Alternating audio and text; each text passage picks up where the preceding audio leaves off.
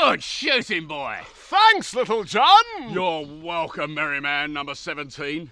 Let's go and see what this filthy rich bastard's got on him.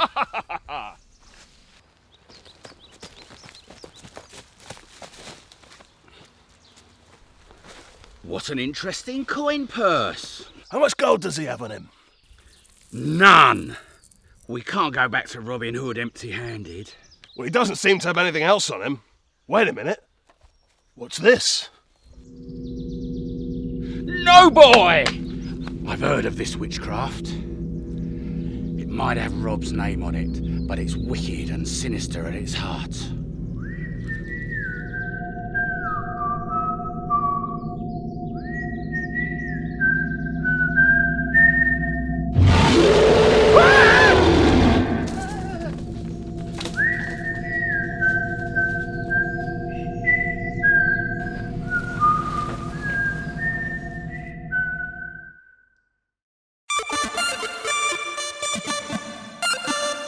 Oh, Marmalade.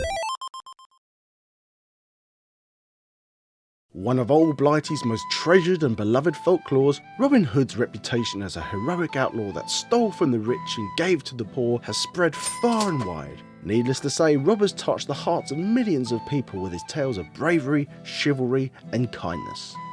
But there are some tales that are just too terrible to be told. Some stories that should be stored away and never see the light of day. And some quests that shan't be questioned and must be erased from our very existence. But if we did that, it would be a very short episode, so let's dive into Robin Hood's quest. We have Oxygen Games to thank for this high treason. Oxygen Games, not breathing air since 2009.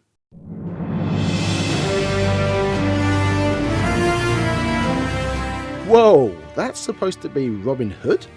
He looks more like Emperor Palpatine than Robin Hood.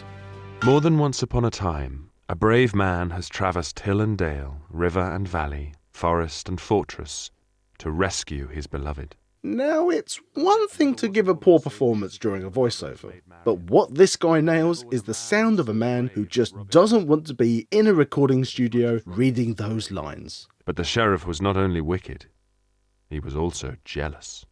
This is actually the voice of Matthew McFadden. Who's that, I hear you ask? He copped a feel of Keira Knightley back in 2005 in Pride and Prejudice. This game really wants you to know that he lent his uncaring, talented voice to this game. Look, it says it on the box. We also have this chap here, Richard O'Brien, the creator of the Rocky Horror Picture Show and the host of the once popular UK game show, The Crystal Maze. They've certainly splashed out on some tip-top talent. If this game is anywhere near as good as the A-list that collaborated on this, then we're in for a real treat. Yada yada yada, rescue Maid Marian. Okay, let the adventure begin.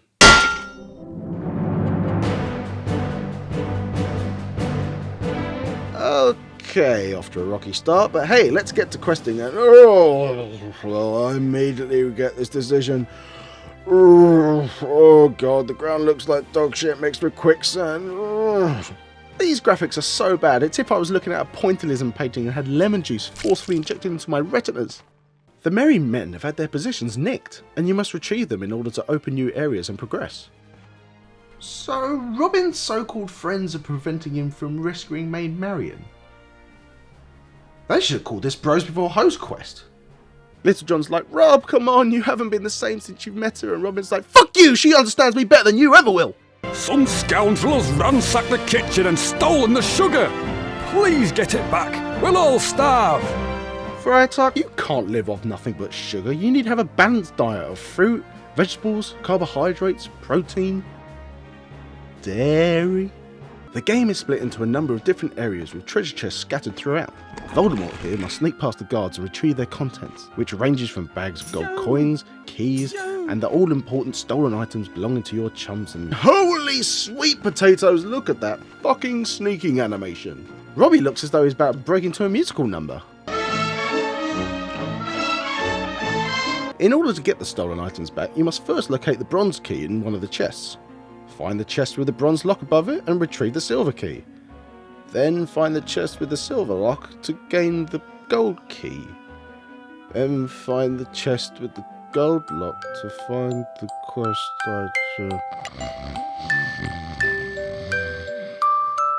Yeah, real riveting stuff. So I just want to look around here and... Oh, wait, no, come back, no. This camera is bloody awful. I have to wrestle with it half the time just to get a decent view of what's around the corner. Just fucking do as I say! The guards, much like the gameplay so far, aren't up to scratch either. If you aren't standing within touching distance, they will never find you. See, look, he's 20 feet away and he still can't see me. Still nothing. He's going to tread on me eventually. Placing bags of gold does distract the guards long enough, letting you slip past undetected. But thanks to the crappy AI, this is a fairly pointless feature. Here he is! After him!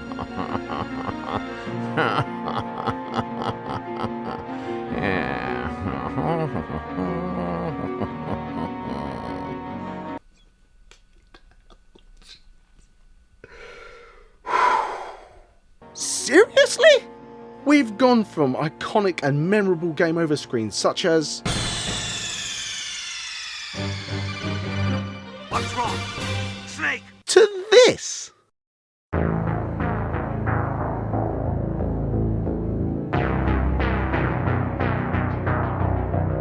So I return Little John's staff and he kindly moves out of the way of the massive cop-blocking prick, and the next area opens up. What exhilarating challenges lay before me in this strange new land I've discovered?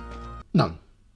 Because from here on out, the game consists of nothing but exactly the same thing as before.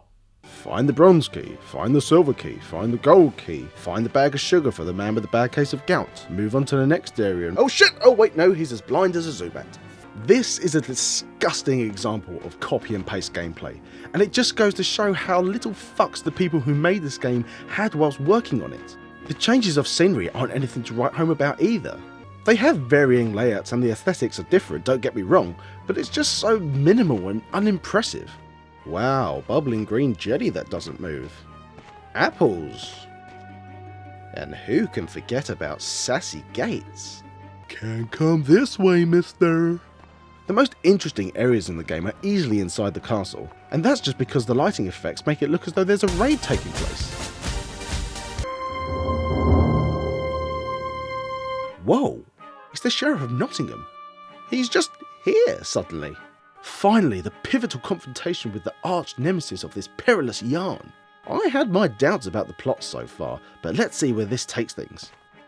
Don't let him reach the castle.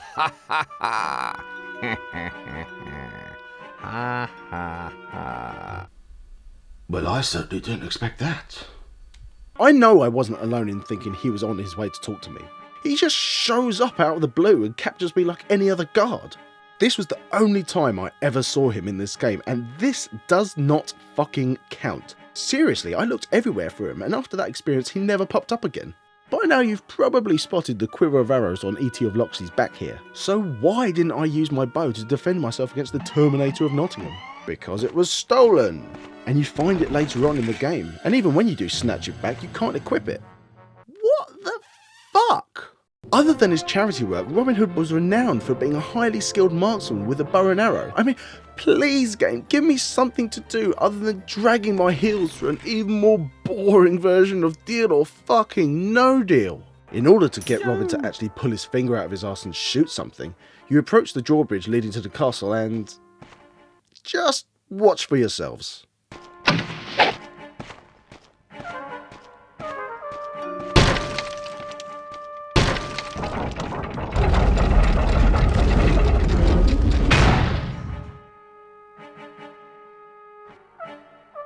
So, the drawbridge is lowered, and we can continue our quest for, yep, you guessed it, more keys. Great, great.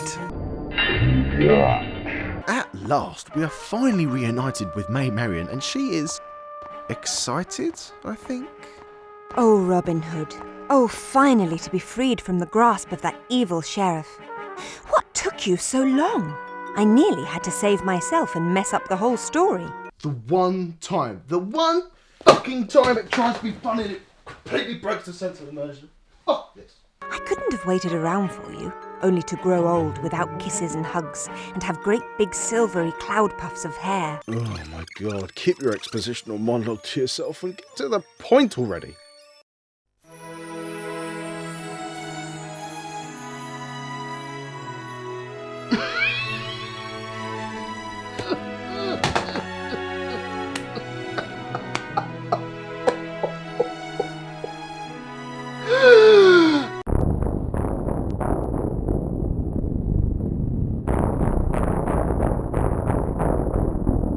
That's the ending. That's the best they could come up with.